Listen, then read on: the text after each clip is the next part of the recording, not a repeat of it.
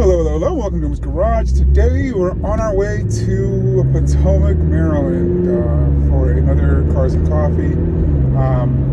Haven't been up there in a long time. I think the last time I went down there was with the Porsche 911. I think when the 911 was still black, not unwrapped, so.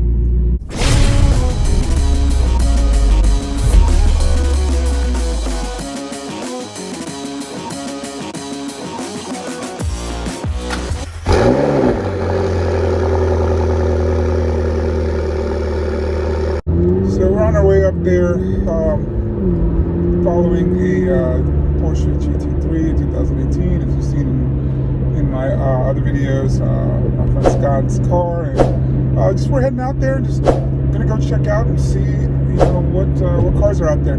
It's getting kind of cold here in Maryland, so it might be one of the last, shows that I go to, at least.